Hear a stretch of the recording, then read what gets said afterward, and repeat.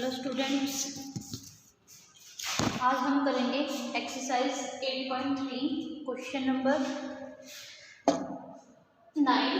Find the amount which Ram will get on ₹4096 if he gave it for 18 months at 12.5% per annum interest per annum and interest being compounded half yearly।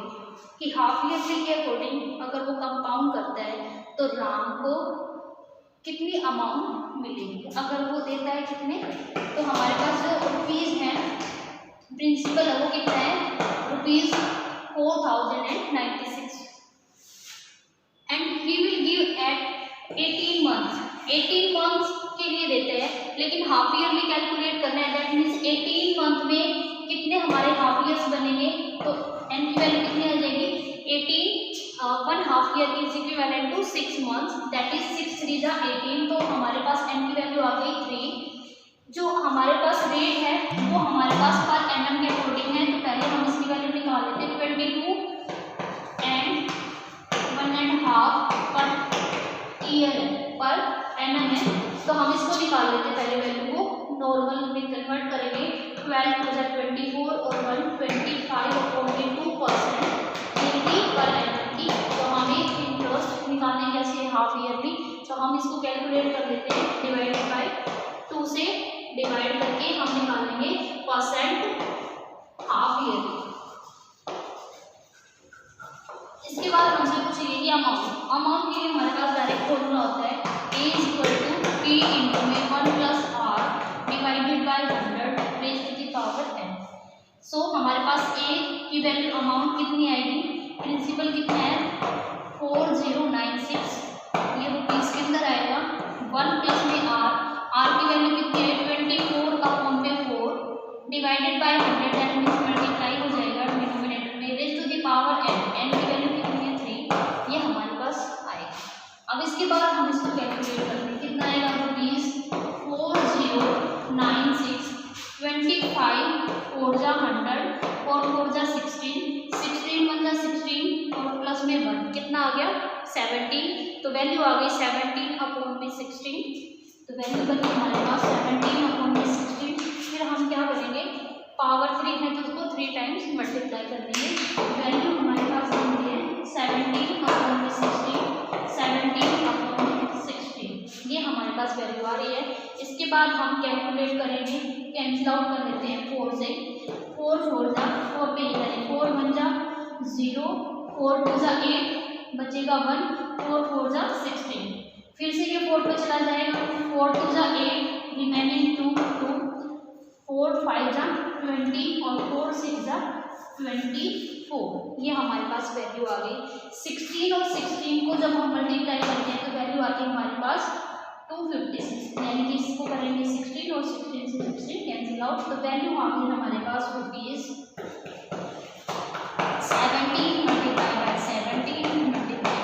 17 तो ये हमारे पास amount बनेगी ₹4913 ये हमारे पास क्या आएगी, amount आएगी जिसको राम पे करेगा।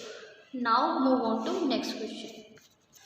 Now the next question is question number 10. The population of a place increased to 15,000 in 2003 at a rate of 5% per annum। कि 2003 में जो पॉपुलेशन है वो इंक्रीज होने के बाद कितनी हो गई 15,000 एंड किस रेट से इंक्रीज हो रही है 5% पर एनम के अकॉर्डिंग हो रही है। फर्स्ट पार्ट में हमसे पूछ रहा है find the population in 2001, means previous 2 years से पहले की हमसे पूछ रहा है। 2003 में तो हमारे पास जो पॉपुलेशन है वो कितनी है 15,000 और 2001 में हमसे पूछ रहा है।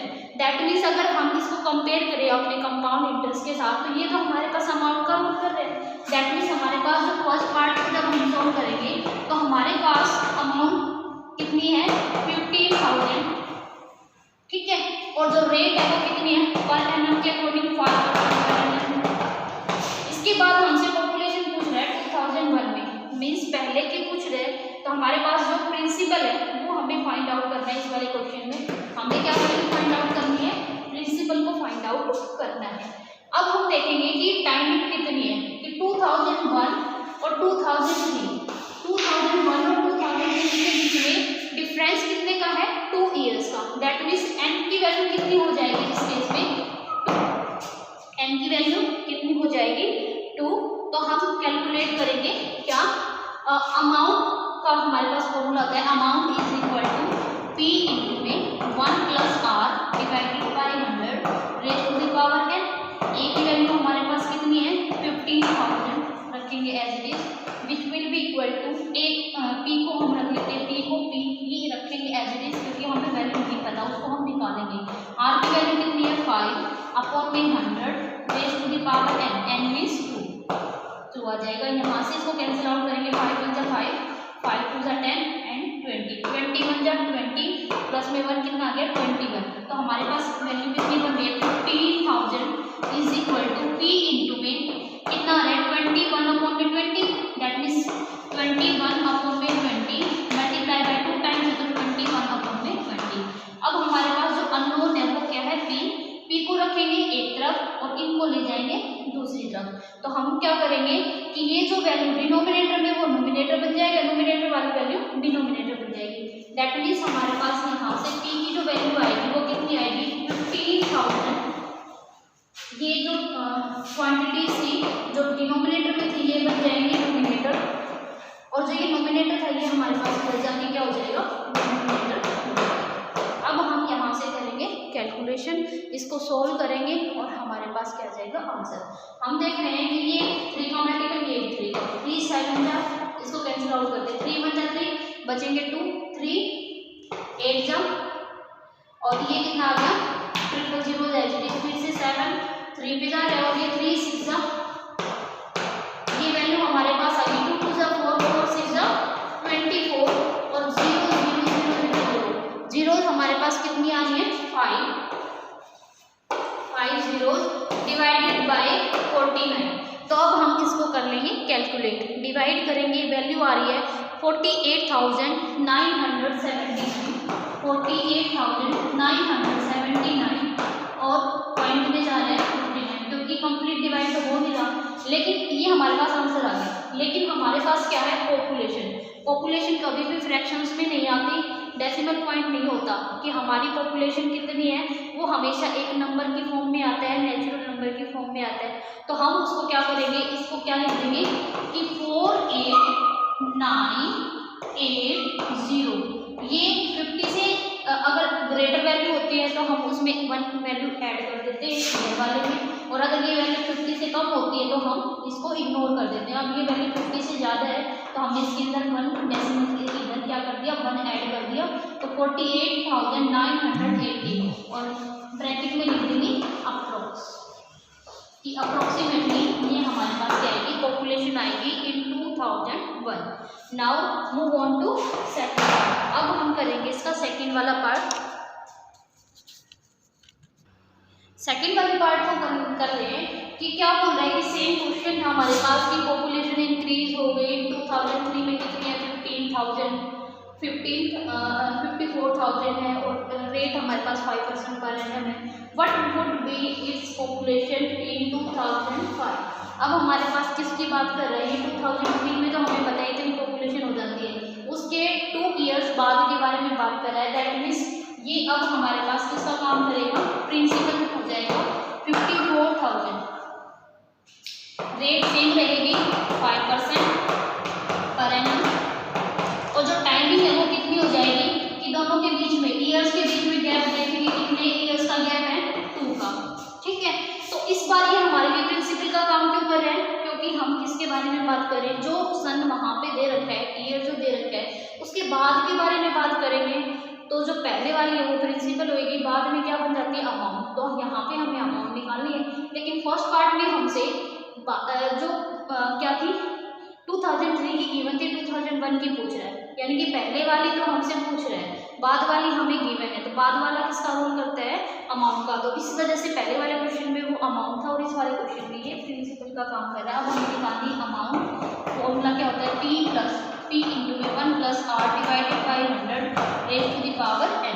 तो अमाउंट हमारी वैल्यू कितनी आएगी, किसमें है, पॉपुलेशन है, तो पॉपुलेशन क्या दे रखी है, 2003 में कितनी है 54,000 1 plus R 5/100 raise to the power n, n की वैल्यू कितनी है 2, 5 1 जा 5, 5 2 जा 10 और 20, 20 1 जा 20, 21 और 1 20 प्लस में 1 21, तो ये वैल्यू आ गई 15,000 मल्टीप्लाई बाय 21 अपॉन में 20, 21 अपॉन में 20, 1 0 से 1 0 कैंसिल आउट, सेकंड 0 से सेकंड 0 कैंसिल आउट, 2 से इसको कैंसिल आउट कर लेते हैं, कितना आएगा 27 2 जा 54 और ये 0, 2 से फिर कैंसिल आउट कर लेंगे, 2 1 जा 2, 2 3 जा और 2 5 जा, तो वैल्यू हमारे पास कितनी बन रही है 135 मल्टीप्लाई बाय 21 और मल्टीप्लाई बाय 21, 135 मल्टीप्लाई बाय 21 को 21 से मल्टीप्लाई करके कितना आता है 441।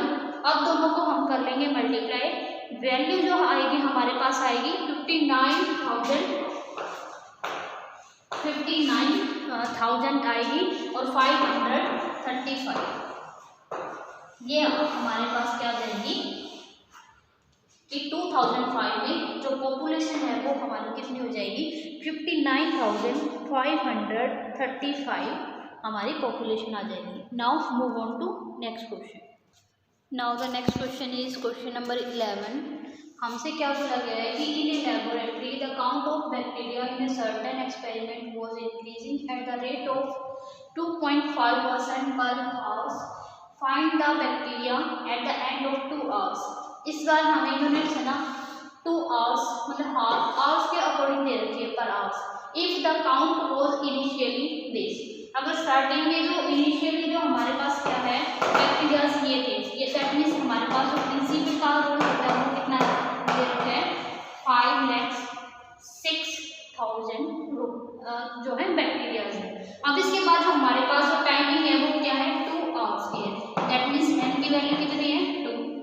इसके बाद हमें क्या बोल रहे हैं कि जो बैक्टीरियाज हैं वो कैसे इंक्रीज कर रहे हैं eight the rate of 2.5 per hours की स्पीड से, दैट मीन्स वो क्या है रेट कितनी है 0.2% पर आवर। ठीक है, तो हमें क्या बताना है find the bacteria at the end of 2 hours के एंड में कितने बैक्टीरिया आ जाएंगे, दैट मीन्स सिमिलर कंडीशन है जैसे हम कंपाउंड इंटरेस्ट निकालते वैसे वाली, तो हमें इसमें बतानी है अमाउंट, तो अमाउंट बतानी है टाइमिंग कितनी है 2 आवर्स की, तो ए की वैल्यू कितनी होती है पी में 1 में R divided by 100 raise to the power 10, P की वैल्यू कितनी है 5,06,000 1 प्लस में आर, आर की वैल्यू कितनी है 2.5 divided by 100 raise to the power कितनी है 2। अब हम क्या करेंगे यहाँ से इस डेसिमल को रिमूव कर लेते हैं, डिनोमिनेटर में क्या आ जाएगी 10, 25 1 जा 25, 25 4 जा 100, 4 से इसको मल्टीप्लाई करेंगे कितना आया ये वैल्यू आ रही है हमारे पास 506 और 000, यहाँ पे वैल्यू बन गई 1 अपॉन में 1/40 की पावर 2, 40 1 जा 40 40 1 आ गया ये, तो वैल्यू आ गई 5,06,000 41 अपॉन में 40 एंड 41 अपॉन में 40, 0 से 0 कैंसिल आउट, 0 से 0 कैंसिल आउट हो जाएगी।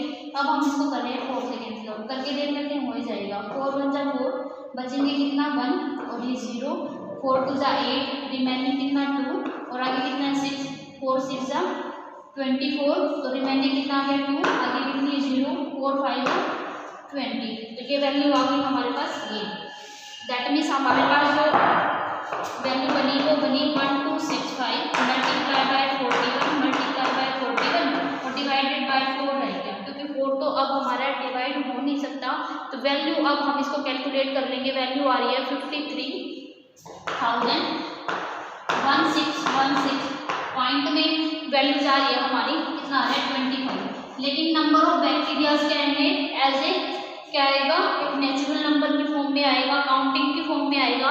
अब फिर से हम इसको क्या करेंगे कि पॉइंट डेसिमल के बाद हमारी जो वैल्यू है 50 से कम है तो हम इसको इग्नोर कर देंगे और हमारे पास वैल्यू कितनी आ जाएगी 531616 अप्रोक्स,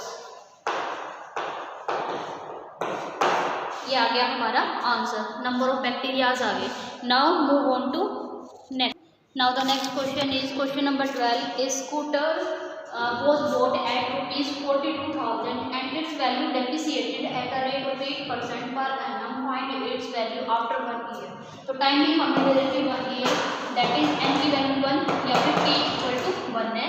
जो रेट है हमारे पास कितनी दे रखी है 8% है पर annum, और जो इसका प्रिंसिपल है वो कितना है 42,000 दे रखा है।